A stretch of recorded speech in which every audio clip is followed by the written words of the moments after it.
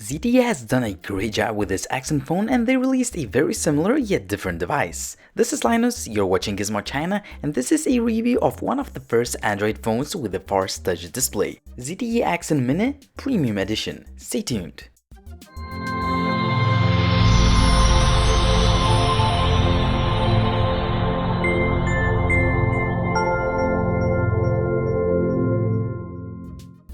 The ZTE Axon Mini comes in a premium looking packaging where all the items are packed neatly. The contents include a charging plug, USB cable, a pair of earphones which actually sound pretty good, a SIM ejector pin, some documentation, and a soft plastic case, which is always a nice addition to have. As far as the design, we're looking at a really premium and well-crafted handset. It is made almost entirely of metal except for those top and bottom parts on the back which imitate a leather finish with some fake stitching. It is very subjective and many people may not like it, but I have to say they look okay to me. As a matter of fact, they have a somewhat rubberized finish which definitely helps with a grip. The front, top, and bottom parts may give you an impression that the ZTE Axon Mini sports a dual stereo speaker setup. However, the top part is dedicated only for the earpiece, usual set of sensors, notification LED light, and 8-megapixel selfie snapper. The bottom is the place where you can find a front-firing speaker along with the main mic. The Axon Mini keeps the same design language as its bigger brother, but this time around it ditches the dual camera setup and opts in for a more conventional 13-megapixel shooter with a dual LED flash. Just below the camera, there is a fingerprint scanner. I've set it up since the first minute I had the phone, and I have to say that it is very easy to set up, very fast and accurate to use. On the top, there is a headset jack, and on the bottom, there is a regular micro USB charging port. On the right, we have a power key and a dual SIM card and the microSD card slot for storage expansion.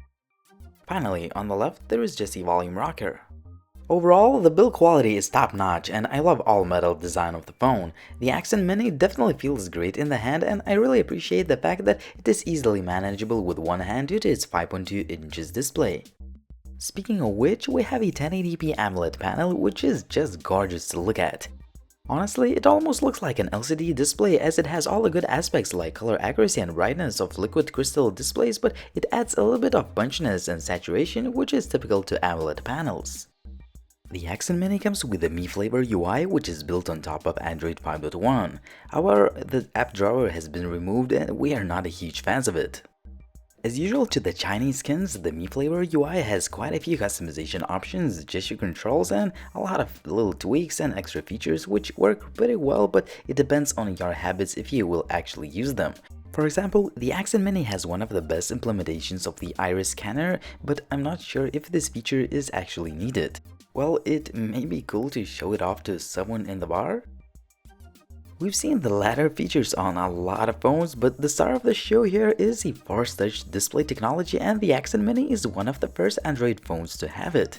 Basically, it is a pressure-sensitive display, and if we use Apple terminology, it works like peep and pop gesture as the panel recognizes the amount of force of your pressure.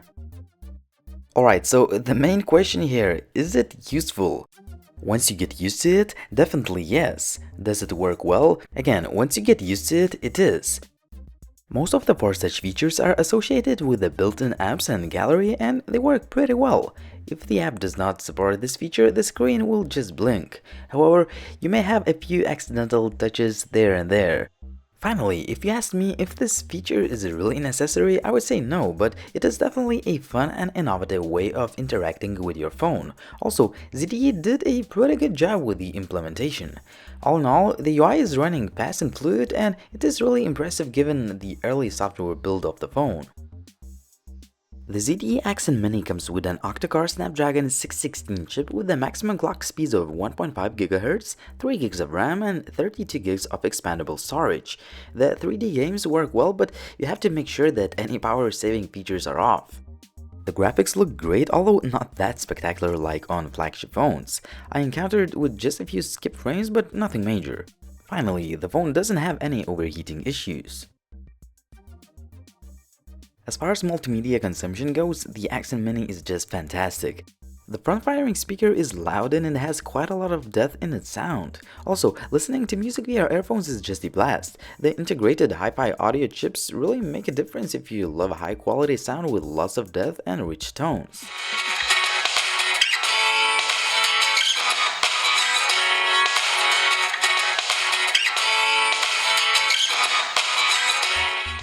As far as the camera app, it is fast, responsive, and easy to use. It has a few shooting modes to select, but the settings menu works only in the portrait rate mode for some reason. The 13 megapixels camera can produce some nice and sharp looking images, but it is inconsistent. The positive side is that you'll usually get a good looking image which has accurate colors, decent dynamic range, and contrast. If you are not that lucky, you may get some daylight images with softer focus and not that impressive level of details.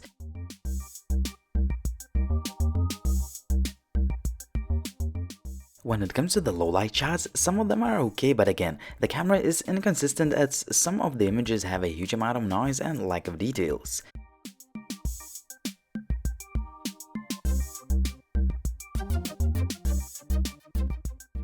8 megapixel selfie shooter is pretty good and will definitely do the trick for social media needs. Hi, this is Linus and this is a 1080p video test of the ZTE Axon Mini.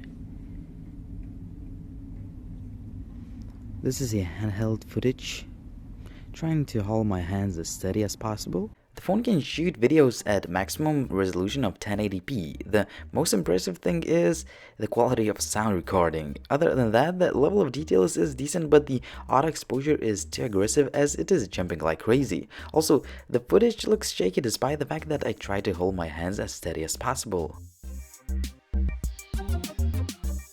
All in all, the Axon Mini has a good camera overall, but hopefully we'll see a software update as it needs some more polishing to show its full potential and be more consistent. The signal reception has been excellent and the call quality of the Axon phone is good. Also, other connectivity options like Wi-Fi, Bluetooth, GPS work absolutely fine.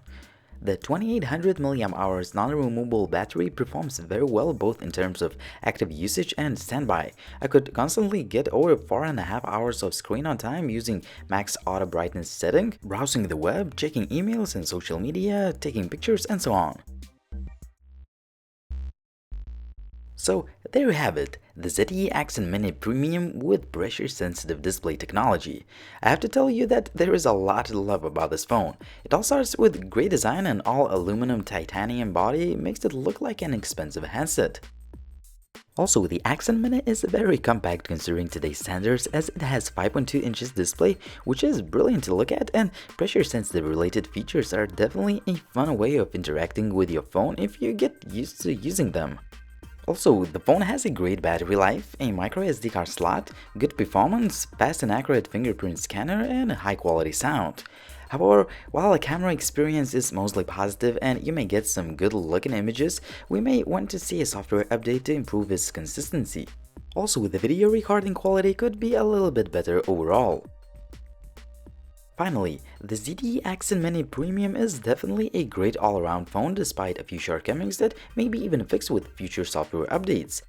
All in all, given the current pre-order price of just below $300 US, it is easy to recommend it.